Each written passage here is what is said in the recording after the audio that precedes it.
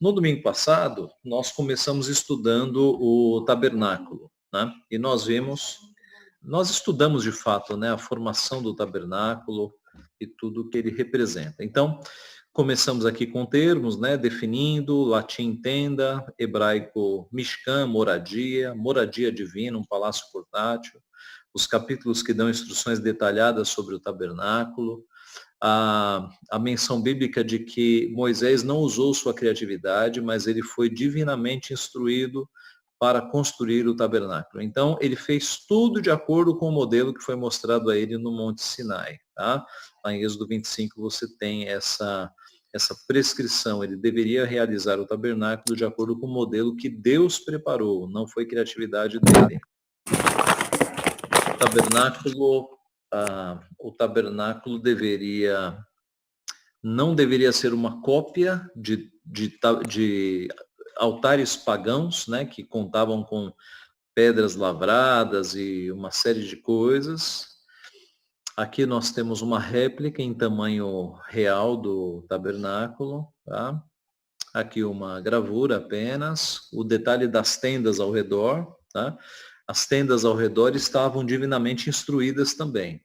Então você tinha as tribos de Naftali, Asser e Dan na parte norte, na parte sul Ruben, Simeão e Gade, na parte oeste Benjamim, Manassés e Efraim, e na leste Judá, Issacar e Zebulon. Note que o centro era o tabernáculo. E nós sabemos que dentro do tabernáculo era onde Deus se encontrava com o seu povo por meio dos sacrifícios. Tá? Note, irmãos, Deus é onipresente, Deus habita toda a terra, mas Deus estipulou que a sua presença seria localizada, em termos de acesso, no tabernáculo. Tá? Então, de dentro para fora, você tem a presença de Deus lá no Santo dos Santos, no tabernáculo. E aí você tem o lugar sagrado, que era acessível apenas a sacerdotes e escribas. Aí você tem, digamos, o pátio, que era acessível aos judeus. Ao redor você tem as tendas das tribos. E fora do acampamento, você tem os outros povos. Então, é interessante a gente ver esse aspecto geográfico, né? De dentro para fora, a presença de Deus abrindo, atingindo primeiro o seu povo e depois as nações fora do acampamento. Aqui você tem mais uma gravura, né? 3 gravuras, na verdade, a planta do tabernáculo, nós falamos isso na aula passada, outra planta. A entrada nesta planta está na esquerda, então entrando você tinha acesso ao altar, atrás o lavatório, aí a entrada em si do tabernáculo, né? À esquerda você veria o candelabro de ouro, menorá, com as 7 velas, 7 luminárias. À direita, a mesa dos pães da proposição. À sua frente, o altar de incenso. E num lugar inacessível, acessível apenas uma vez por ano ao sumo sacerdote, a Arca da Aliança. Tá? Com a Arca da Aliança. Aqui outra planta. Uma gravura do sacrifício sendo feitos, né? A carne ali em cima do altar, um sacerdote aqui tocando um shofar, que era um chifre de carneiro. Aqui nós gastamos um bom tempo analisando os detalhes desta gravura. Tá? Basicamente, o tabernáculo era envolvido com uma pele marrom e abaixo dela você tinha uma cortina vermelha. Depois você tinha uma cortina de pelo de cabra, depois uma cortina de linho, e a estrutura do tabernáculo era toda de ouro, prata e bronze, tá? Ouro, prata e bronze. Então, metais caríssimos, né? Perdão, bronze não, cobre. Ouro, prata e cobre, tá? Falamos aqui, altar, a bacia de bronze, cobre. Tudo apontava para a pessoa de Deus. Falamos dos móveis lá de dentro, né? A Arca da Aliança, que era essa caixa de madeira revestida toda em ouro. Note que ela tem varas para serem transportadas. Então você não podia tocar na Arca da Aliança. Os levitas, eles transportavam nos ombros sem tocar. Na verdade, todos os móveis do tabernáculo tinham essas varas, esses varões, para que eles fossem transportados sem tocar neles, tá? Tinha uma tampa, essa Arca da Aliança, chamada propiciatório, e em cima, na tampa, você tinha 2 querubins, olhando um para o outro e as asas se tocando, tá? Dentro da Arca da Aliança, você tinha esta urna de ouro contendo o maná, o bordão de Arão que floresceu e as tábuas da aliança, os 10 mandamentos, as tábuas dos 10 mandamentos. Tá? Isso está em Hebreus 9, 4 e 5. Era o que estava na Arca da Aliança. Okay? Aqui você tem a mesa dos pães da proposição, com 12 pães, cada pão apontando para uma tribo de Israel. Falamos sobre isso. Aqui o menorá, né, o candelabro, com as 7 lâmpadas representando o Espírito de Deus. Eu estou passando rápido, gente, porque isso aqui é recordação, tá? O nosso tema hoje é a continuação do estudo. Aqui nós temos o local do incenso, né? O incenso no Apocalipse o símbolo das orações dos crentes que sobem até Deus. Aqui uma lista dos utensílios do tabernáculo. Aqui o inventário do tabernáculo, nós fizemos as contas quanto ao ouro que estava ali dentro do tabernáculo. Né? Então veja a quantidade de ouro que havia ali no tabernáculo. Você tinha 1 tonelada de ouro, tá? Em valores atuais, 260 milhões. Você tinha muita prata também, em valores atuais, mais de 8 milhões. E você tinha bronze ou cobre, né, em valores atuais, mais de 72 mil. Depois da conquista, o tabernáculo foi levantado em Siló, onde ficou até todo o período dos juízes, depois Nob, Gibeon, e depois foi substituído pelo templo. E agora sim nós entramos na aula de hoje, tá bom? Que nós vamos fazer a ligação do tabernáculo no Novo Testamento, tá? Nós terminamos neste ponto no domingo passado e agora vamos ver qual é a relação do tabernáculo com a nova aliança e com Jesus Cristo. Primeiro, em João capítulo 1, verso 14, nós lemos que o verbo se fez carne e habitou entre nós. A palavra que João usou para habitou, ela pode ser traduzida como tabernaculou, tá? É uma palavra grega que tem esse sentido, o que faz total ligação com o tabernáculo. Qual é a ligação, gente? Naquela época, a presença de Deus estava no tabernáculo. Né? Agora, uma vez que o tabernáculo passou e o templo passou, a presença de Deus está onde? Está em Jesus Cristo. Tá? Jesus Cristo é Deus encarnado. Você não precisa mais ir a um templo para encontrar a Deus. Você encontra Deus em Jesus Cristo. Lembra-se de qual é a tradução de Emanuel? Deus conosco. Tá? Então, não é um Deus que habita em templos, é um Deus que agora habita em carne, habita em Jesus Cristo. Não há mais lugares sagrados, gente. Não adianta você fazer uma peregrinação para a Aparecida, Deus não está lá. Não adianta você fazer uma peregrinação para Israel, Deus não está lá, ou Deus não está apenas lá. Né? Você não é mais santo se você fizer essas viagens para Israel ou para o Monte Sinai. A ideia é que o Deus que esteve nessas terras, ele está aqui conosco. É o Deus onipresente, né? É o Deus que está no Brasil também. É o Deus que está em todos os lugares. E ele está corporalmente, visivelmente em Cristo Jesus. Então, a partir do momento que você se arrepende dos seus pecados e toma a Cristo como teu Redentor, como teu Salvador, você tem a presença de Deus agora dentro de você, ok? Você não precisa mais viajar para um templo para como se você fosse lá encontrar com Deus. Você recebe Deus no teu coração. Tá? Essa é a nova aliança.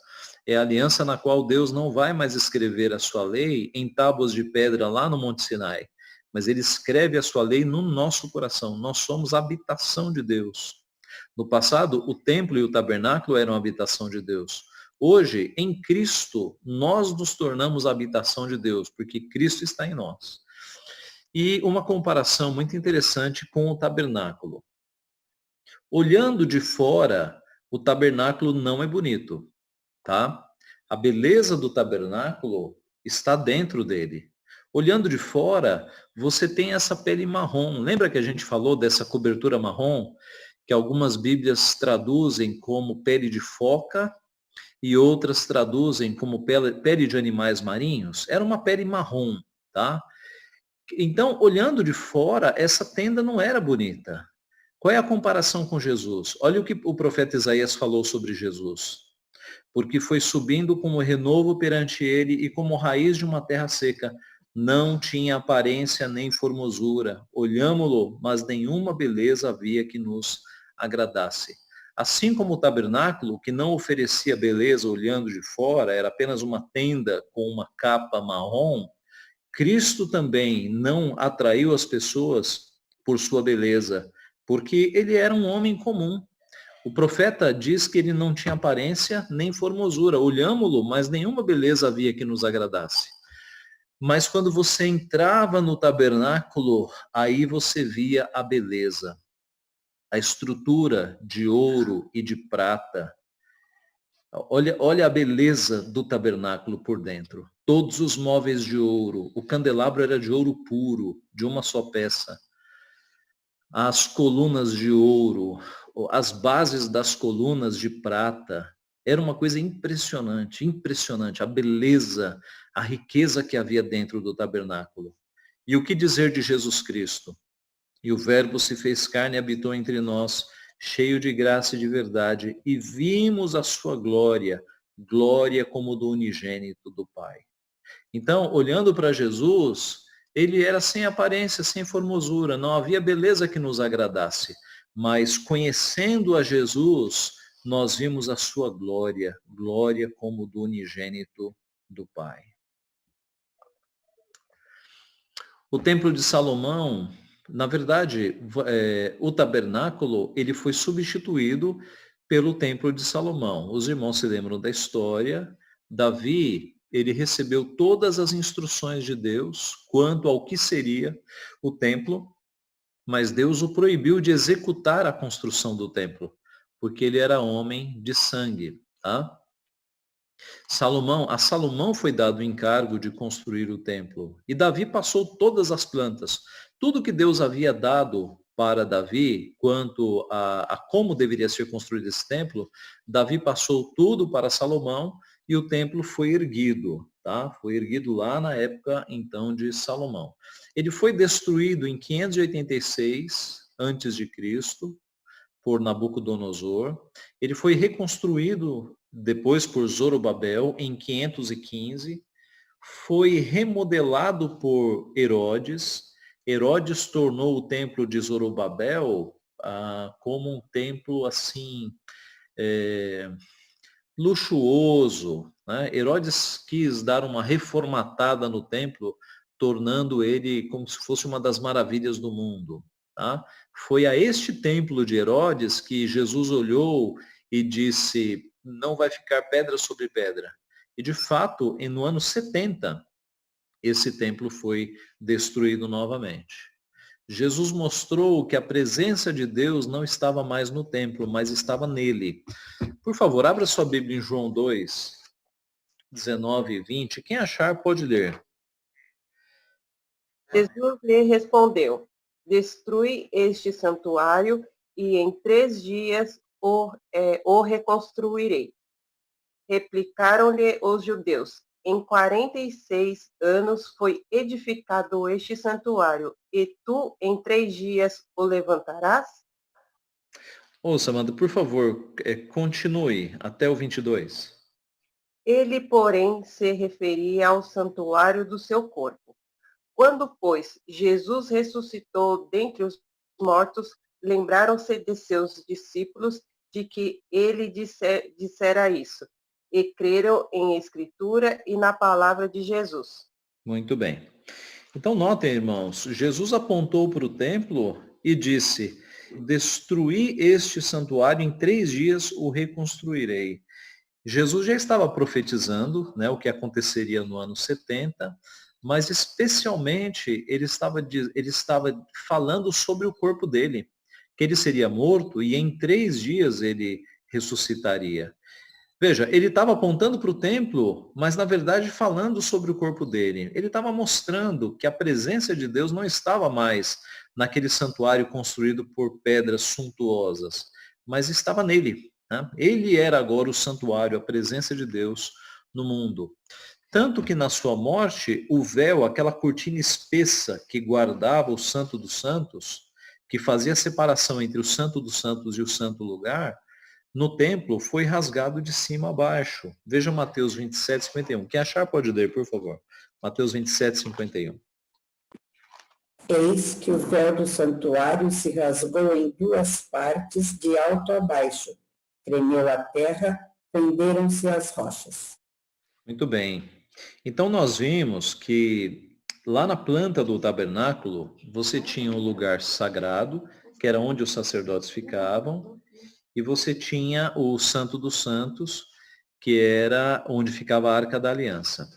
O Santo dos Santos era um local inacessível, né? O sumo sacerdote entrava uma vez por ano, no chamado Dia da Expiação, para oferecer ali um sacrifício sobre todo o povo de Israel.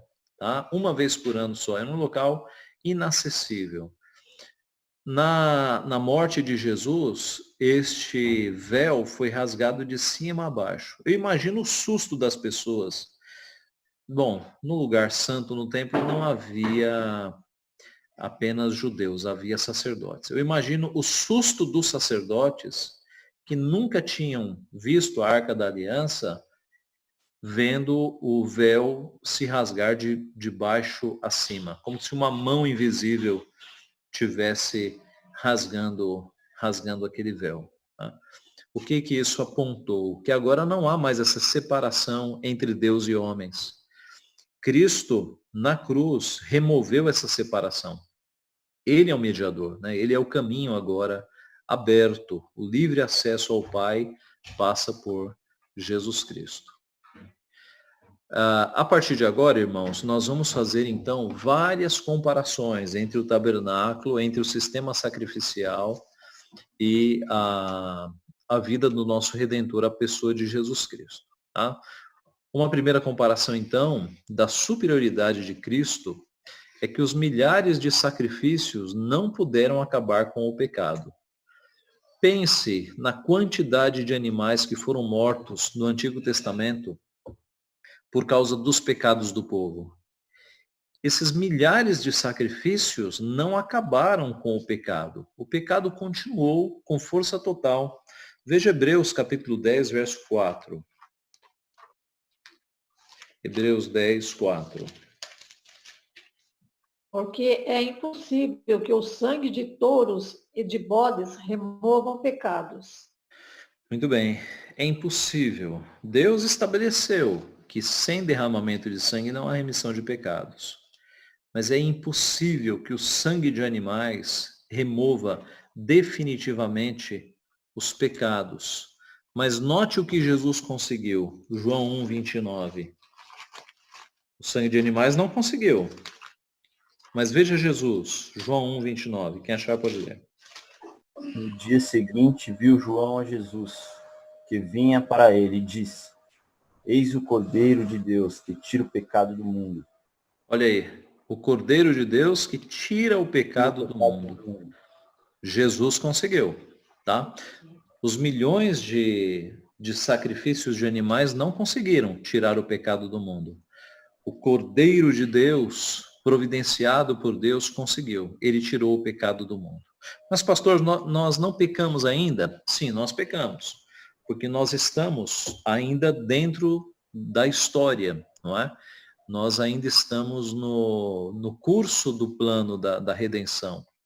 Mas Deus já estabeleceu que um dia Jesus Cristo voltará e ressuscitará os nossos corpos. E os nossos corpos estarão livres de qualquer sequela de pecado.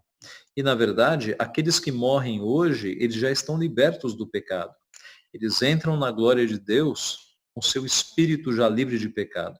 Eles já têm acesso a Deus, aqueles que morrem no Senhor hoje.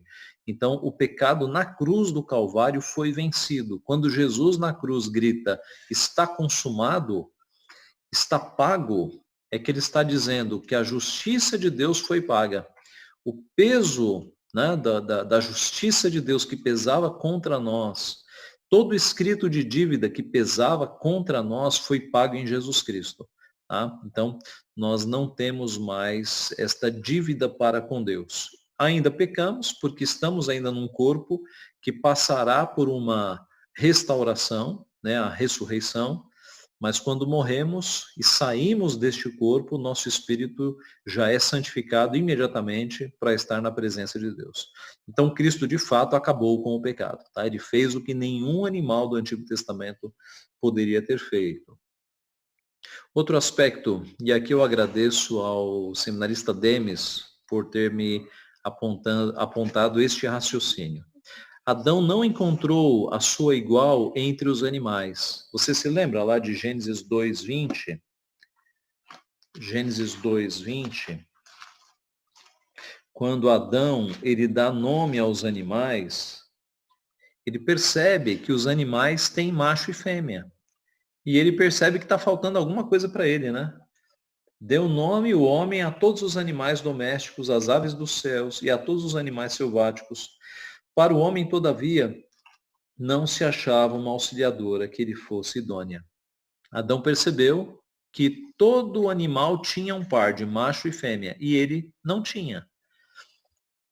Foi aí que Deus deu um profundo sono em Adão e da sua costela fez a sua fêmea, a sua igual. Verso 23, ele exclama, e disse o homem, esta afinal é osso dos meus ossos, carne da minha carne, chamar-se-á varoa, porquanto do varão foi tomada. Qual é o raciocínio aqui, meus irmãos? Animais, milhares de animais, não puderam expiar o pecado, não puderam pagar a dívida. Jesus é o descendente legítimo da mulher, o que esmagou a cabeça da serpente. Então, animais não representam o homem. Jesus encarnou-se para que ele fosse o nosso legítimo representante. Era impossível mesmo que sangue de animais pudesse acabar com o pecado. Foi necessário que Deus encarnasse, assumisse a nossa humanidade, a nossa natureza humana, para, na nossa natureza, ele vencer o pecado. Tá? É por isso que Paulo chama de o segundo Adão. O que Adão não conseguiu fazer, Jesus Cristo o fez. Há um outro paralelo também, antes de entrar ali, que é o seguinte.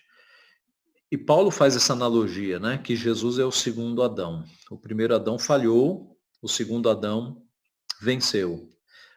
Por meio do primeiro Adão entrou o pecado no mundo. Por meio do segundo Adão, Jesus Cristo, entrou a salvação.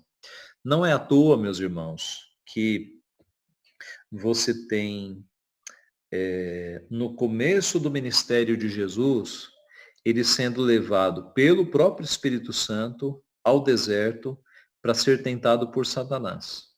Assim como Adão passou por esta prova no Éden, mas em condições muito melhores, né? Porque Adão não estava sozinho, estava com Eva. Adão não estava com fome, ele tinha todo o alimento ali ao seu redor disponível. E ele perdeu aquela prova, né? Ele caiu, Eva tomou do fruto, comeu, deu para ele caiu, e ele estava ali o momento todo, tá? Do lado de Eva. Adão caiu miseravelmente. Jesus, no começo do seu ministério, é guiado pelo Espírito Santo, é como se o Espírito pegasse Jesus pela mão, conduzisse até o deserto, e lá no deserto, o próprio Satanás, não agora na figura de uma serpente, mas na sua forma angelical caída, vai passar Jesus por uma prova. Né? E aí vem as tentações, aquelas 3 tentações, E ao contrário de Adão, Jesus, que estava em condições muito piores, porque estava 40 dias sem comer, estava sozinho naquele deserto, né? Talvez um de nós já tivesse ali meio desesperado, com a fome e com a solidão. Jesus não. Ele vence bravamente as 3 tentações de Satanás, repreende Satanás no final, e ele passa por essa prova, tá? Então, aquilo que Adão não conseguiu, Jesus conseguiu com louvor. Tá? Ele venceu a aprovação de Satanás e ele, não apenas neste momento, mas em toda a sua vida, ele satisfez a lei de Deus. Ele cumpriu todos os mandamentos. Ele não pecou. Tá? Aqui, vamos fazer uma comparação com o sacerdócio lá do Antigo Testamento. Aí, ao lado direito, a figura de um sacerdote com incensário, com a mesa do incenso ali. Os sacerdotes do tabernáculo tinham pecado. O nosso sumo sacerdote não. Vá lá para Hebreus 4, a gente vai usar vários versículos de Hebreus agora, tá?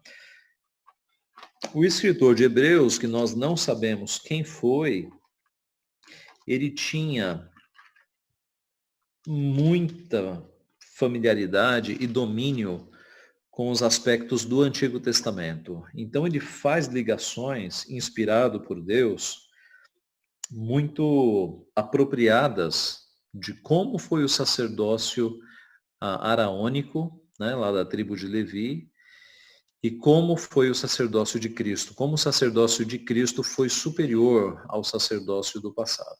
Então, primeiro ponto, os sacerdotes do Novo Testamento, os sacerdotes do tabernáculo tinham pecado. O nosso sumo sacerdote não. Alguém leia, por favor, Hebreus 4,15. Porque não temos sumo sacerdote que não possa compadecer-se das nossas fraquezas. Antes, foi ele tentado em todas as coisas, à nossa semelhança, mas sem pecado. Mas sem pecado, tá? Essa é uma diferença. Quando você ia no tabernáculo, lá no Antigo Testamento, você sabia que aquele sacerdote que te mediava, que te representava diante de Deus, ele era um homem pecador também. Os sacerdotes tinham que fazer sacrifícios por seus pecados. No nosso caso, não. O nosso mediador agora é santo, é sem pecado. Tá? E além de ser santo, como diz aqui o versículo, ele, como ele tem um corpo, ele se compadece das nossas fraquezas. Então Jesus Cristo, além de nos representar com santidade, porque ele é santo, ele é sensível e ele se compadece das nossas fraquezas, tá?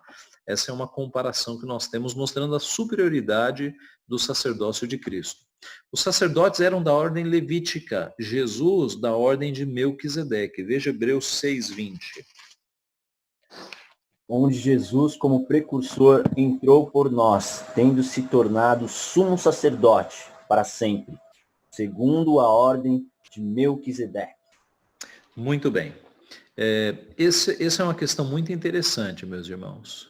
Deus estabeleceu uma ordem sacerdotal baseada em Arão, os filhos de Arão. Tá? Só que Jesus não é desta ordem. Jesus é de uma ordem anterior. Melquisedeque aparece na Bíblia muito antes de Arão. Aparece no tempo de Abraão.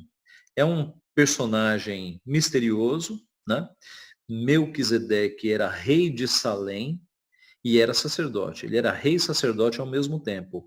É um personagem misterioso, mas o ponto do escritor de Hebreus é mostrar o seguinte, que Jesus é de um sacerdócio superior.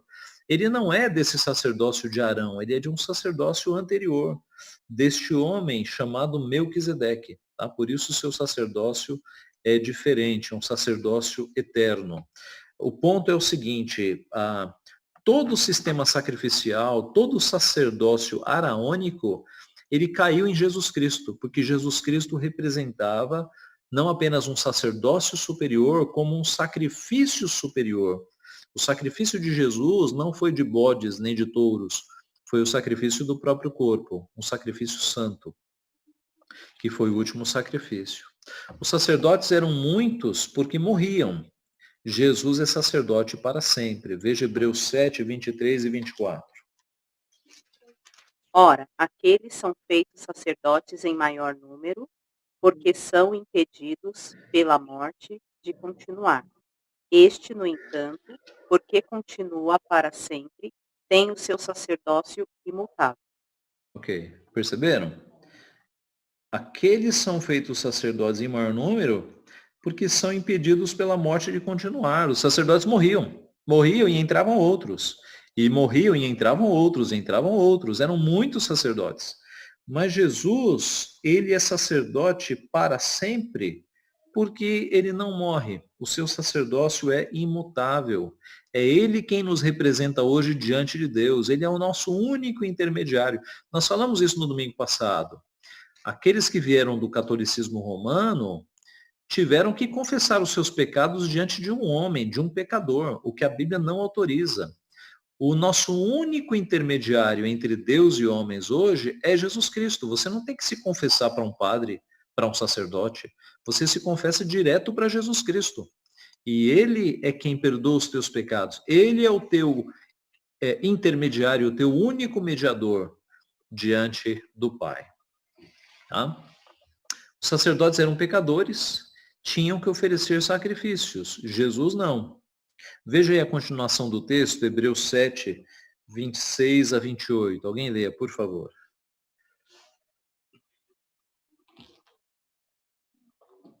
Com efeito, nos convinha um sumo sacerdote como este, santo, inculpável, sem mácula, separado dos pecadores e feito mais alto do que os céus, que não tem necessidade, como os sumos sacerdotes, de oferecer todos os dias sacrifícios, primeiro, porque seus próprios pecados, depois do povo, porque fez isto uma vez por todas, quando a si mesmo se ofereceu.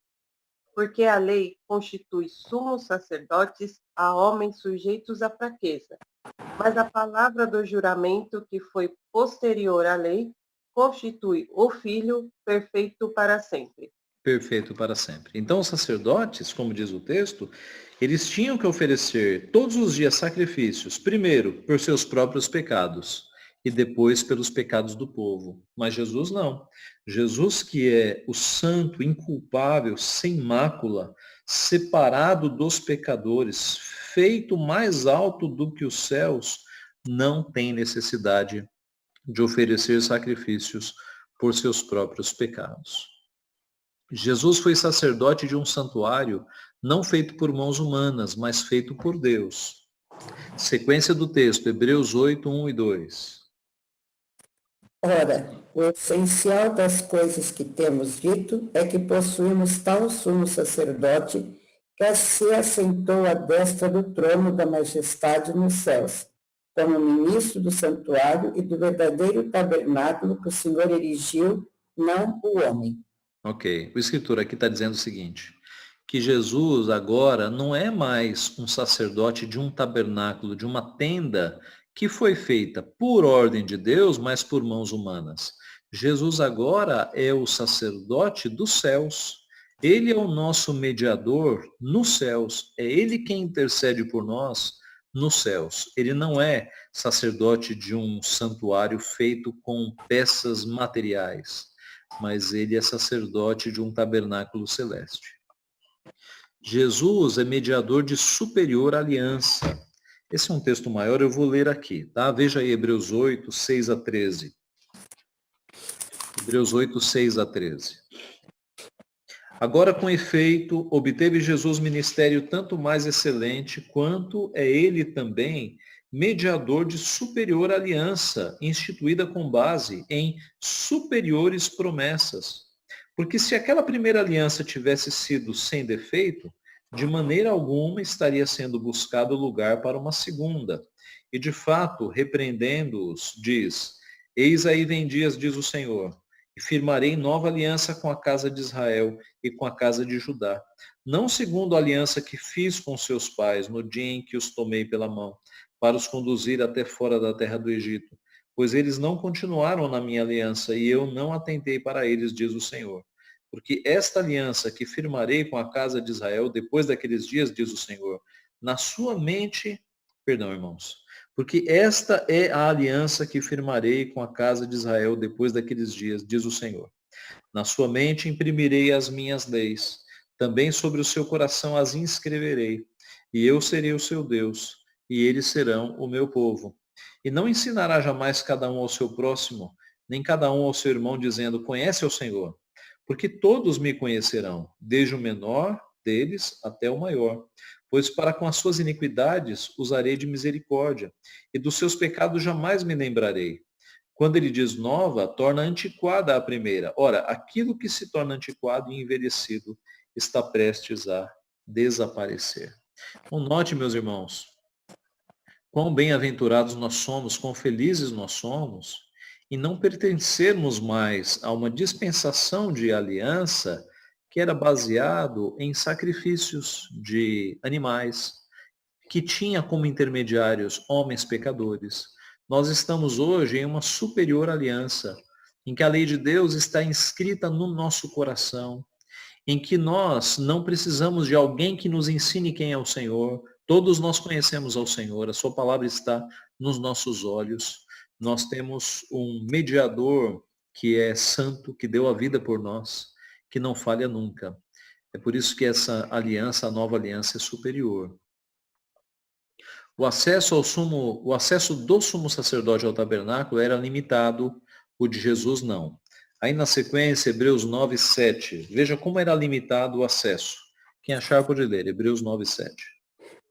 Mas no segundo, o sumo sacerdote, ele sozinho, uma vez por ano, não sem sangue, que oferece por si pelos pecados de ignorância do povo. Ok, aqui o sumo sacerdote, uma vez por ano, entrava com sangue para derramar ali no propiciatório, tá? Na tampa da Arca da Aliança. Ele derramava sangue ali, na tampa da Arca da Aliança, e ele intercedia pelos seus pecados e pelos pecados do povo inteiro, tá? Veja, uma vez por ano, irmãos, é que isso acontecia. Agora veja Jesus, Hebreus 9, 11 e 12.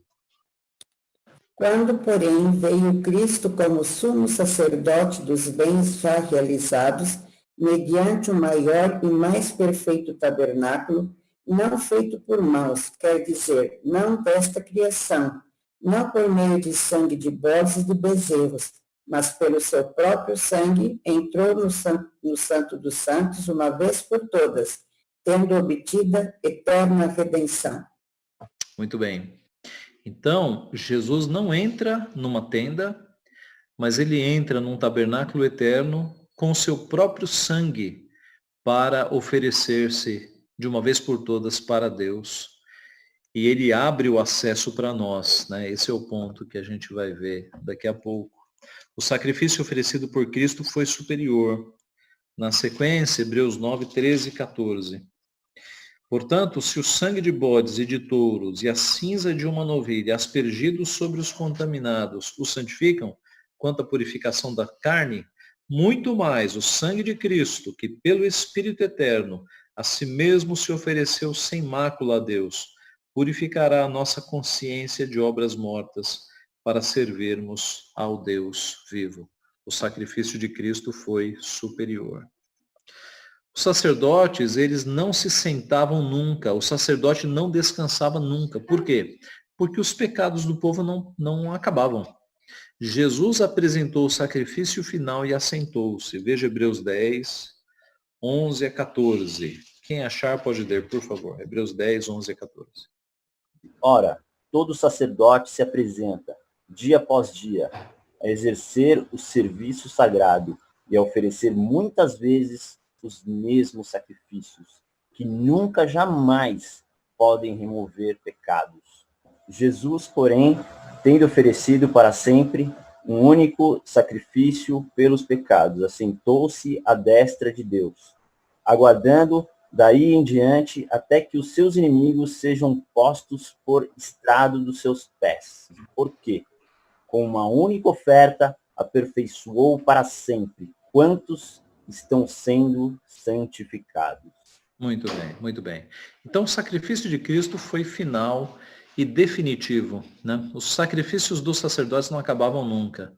Jesus Cristo apresentou o sacrifício do seu corpo e aí ele satisfez de uma vez por todas a justiça de Deus. Nós, a partir do sacrifício de Cristo, não precisamos mais cultuar com sangue. Jesus Cristo derramou a última gota de sangue. A expiação mostrava o caminho inacessível a Deus. Como nós vimos, o sacerdote entrava uma vez por ano. Jesus abriu o novo caminho, né? Em Mateus 27:51, nós lemos que o véu do templo foi rasgado de alto a baixo.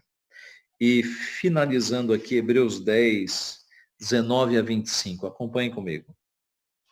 Tendo, pois, irmãos, intrepidez para entrar no Santo dos Santos, pelo sangue de Jesus, pelo novo e vivo caminho que ele nos consagrou pelo véu, isto é, pela sua carne, e tendo grande sacerdote sobre a casa de Deus, aproximemo-nos com sincero coração, em plena certeza de fé, tendo o coração purificado de má consciência, lavado o corpo com água pura. Guardemos firme a confissão da esperança sem vacilar, pois quem fez a promessa é fiel. Consideremos-nos também uns aos outros, para nos estimularmos ao amor e às boas obras, e não deixemos de congregar-nos, como é costume de alguns. Antes, façamos admoestações, e tanto mais quanto vedes que o dia se aproxima. Tá? Então, eu queria concluir com esse texto, mostrando que toda aquela falta de acesso que havia para chegar na presença de Deus foi removida. Ali no tabernáculo e no templo, nunca uma pessoa normal poderia ter acesso à Arca da Aliança, que era onde Deus simbolizou, localizou a sua presença. Como nós falamos no começo, né? Deus é onipresente, mas no Antigo Testamento ele localizou a sua presença como um local de encontro com o seu povo, no tabernáculo e no templo. Nunca um israelita poderia ter acesso direto à presença de Deus no Santo dos Santos. Só quem tinha esse privilégio era o principal sacerdote, o sumo sacerdote, e entrava uma vez por ano. Cristo, na sua morte, fez com que o véu fosse rasgado e agora ele abriu um novo e vivo caminho. O acesso foi aberto ao Pai, de forma que hoje você pode fechar os seus olhos, dirigir-se diretamente a Deus, em nome de Jesus, e você está diante da face de Deus, da presença de Deus. Jesus abriu este novo e vivo caminho. O que era inacessível na antiga aliança, hoje é plenamente acessível a nós. Né? Eu falava um dia desses aqui em casa com as crianças. Seria muito difícil você ter acesso ao presidente da República. Eu acho que você passaria por muitos assessores antes de chegar no presidente da República. E talvez nem conseguisse, viu? Talvez nem conseguisse. Porque são autoridades humanas que se protegem, né, da população. Agora, para termos acesso a Deus, imediatamente em nome de Jesus Cristo. Jesus Cristo abriu esse acesso. Nós temos o privilégio de conversar com Deus, com o Criador de todas as coisas. É um privilégio tão grande, irmãos, que eu tenho a impressão que nós não conseguimos medir este privilégio. Né? Talvez não, como diziam antigamente, não tenha caído a ficha ainda na nossa mente do privilégio que nós temos de ter acesso ao Deus, Criador dos céus e da terra, de ter acesso a Jesus Cristo, o Rei dos Reis, aquele que morreu para nos salvar. Que Deus então nos abençoe, que Deus nos dê a consciência muito clara do privilégio que nós temos nesta nova aliança, o acesso que nós temos diante de Deus, o acesso que nós temos a Jesus Cristo, o quão felizes nós somos de ter o Espírito Santo agindo no nosso coração. Nós temos Deus dentro de nós, agindo em nós, nos livrando das quedas, guardando o nosso espírito, guardando a nossa alma. Nós, meus irmãos, nós temos muito mais privilégio do que o povo do Antigo Testamento, não tenha dúvida. E do que o povo do Novo Testamento. Jesus Cristo disse, bem-aventurados são aqueles que não viram e creram. E ele se referia a nós. Porque o povo do Novo Testamento estava vendo Jesus, e muitos não estavam crendo, nem vendo. E aí Jesus diz, bem-aventurados aqueles que não viram e creram. Era uma referência a nós. De forma que nós não temos que ser fracos na fé, achando que felizes foram o pessoal lá do Antigo e do Novo Testamento. Nós temos benefícios, nós temos Deus conosco, nós temos Deus no nosso coração, né? Agindo na nossa vida. Nós podemos ser cristãos fortes, fazendo a obra de Deus, porque Deus está conosco, né? O caminho foi aberto, temos total acesso ao Pai. Obedecendo os seus mandamentos, confiando no Senhor, nós podemos de fato fazer o que Cristo nos disse. Maiores obras eles farão se eles tiverem fé. Tá? Maiores obras ali não é no qualitativo, é no quantitativo. Tá? Nenhum de nós vai transformar água em vinho. Mas Jesus se referia à quantidade. Nós podemos alcançar muito mais pessoas hoje, com os meios que nós temos, do que Jesus e os apóstolos alcançaram na sua época. Do ponto de vista de quantidade, é que Jesus fala, maiores obras eles farão, se eles tiverem fé. Tá? Que Deus então nos abençoe. Que Deus nos ajude a sermos instrumentos nas suas mãos.